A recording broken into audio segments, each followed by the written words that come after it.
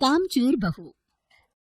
कांता बहन की दो बहुएं थी, बड़ी कल्पना और छोटी प्रिया।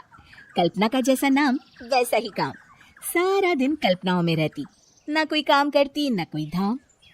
अरे कल्पना बहू, जरा अच्छी सी चटनी पीस दे, आज कुछ मजेदार खाने का मन है। पेट में जलन हो जाएगी माँ जी बुढ़ापे में, और वैसे भी मेरा काम करने का वक्त शाम का है, आप प्रिया को ही बोल दो।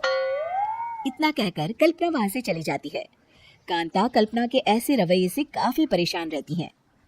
मैं बना देती हूँ माँ चटनी, ऐसा बोलकर प्रिया माँ को चटनी बनाकर प्लेट में खाने को देती है कि तभी वहाँ कल्पना आ जाती है। अरे वाह चटनी, जरा चख कर तो देखो, बड़े दिन हो गए। अरे नहीं बहू, तू तो रहने ही दे चटनी खाना, पेट में जलन हो जाएगी।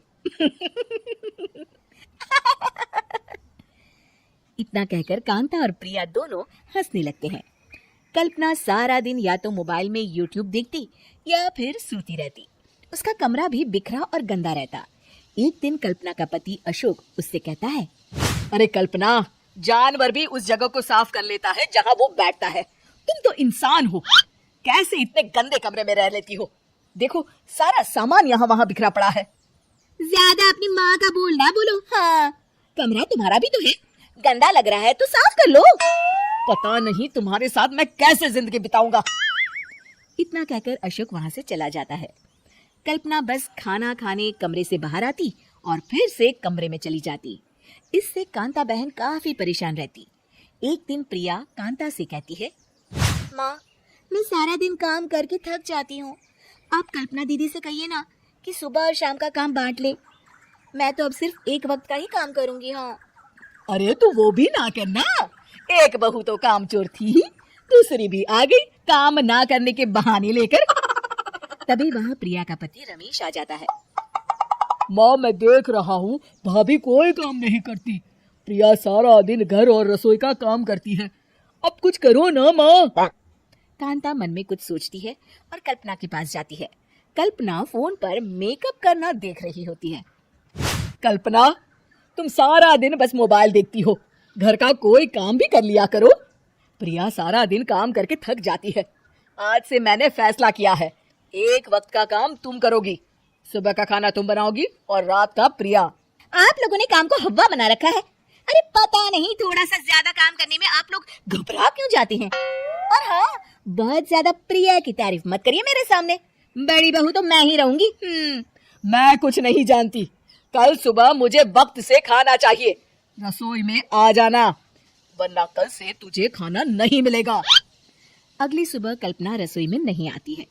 वो देर से सोकर उठती है और बाहर आकर कहती है, भूख लगी है, आज खाने में क्या है? इतनी देर हो गई, आज किसी ने मुझे उठाया भी नहीं, पता नहीं कहाँ है सब। कल्पना को घर में कोई नहीं दिखता। वो रसोई की तरफ जाती है जहाँ बड़ा सा ताला लगा होता है। अरे रसोई में ताला, ओ मैं तो भूल ही गई थी, माँ ने आज से सुबह का खाना मुझे बनाने को कहा था। हे भगवान, इतने लोगों का खाना बनाना क्या आसान है? तभी घर के सारे सदस्य बाहर से वापस आते हैं। वाह माँ जी, मजा आ गया छोले भटूरे खाकर। मेरे मुंह में तो अभी भी स्वाद आ रहा है। अरे कल्पना, तेरे भरोसे रहते तो हम तो भूखे ही रह जाते। कल्पना को बहुत गुस्सा आ जाता है। अब बहुत हो गया, आज से मैं अपनी रसोई अलग कर रही हूँ, मैं अपना खाना खुद बना लिया करूंगी। कल्पना अपनी रसोई अलग कर लेती है, पर आए दिन उसका देर से उठना और काम न करने की आदत से वो भूखी ही रह जाती थी। उसी के सामने घर के लोग अच्छे अच्छे पकवान खाते और कामचोर कल्पना को जैसे तैसे ही खाना बनाकर खाना पड़ता। पर एक दिन तो हद ही हो गई। माँ, दीदी आज सुबह से कमरे से बाहर नहीं निकली, हमें जाकर देखना चाहिए। सो रही होगी कामचोर कहीं की, पर तुम कहती हो तो चलो देख लेते हैं उसे। कल्पना कमरे में पेट पकड़कर बैठी होती है। मेरा दर्द, पेट दर्द के मारे मर रही हूँ मैं।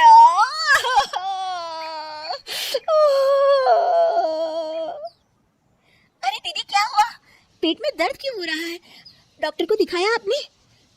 माँ, कल्पना खड़ी होती है और माँ जी के पास आती है।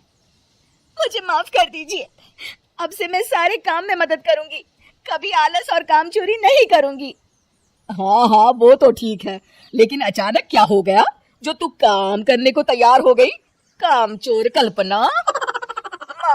लगातार बासी और उल्टा पुल्टा खाना खाने के कारण मेरे पेट में इन्फेक्शन हो गया है। काम ना करना पड़े इसलिए मैं 2 दिन का खाना एक दिन ही बना लेती थी। बासी और खराब खाना खाने के कारण लेने के देने पड़ गए। पेट में दर्द हो रहा है। चलो अच्छा हुआ, देर आए दुरुस्त आए।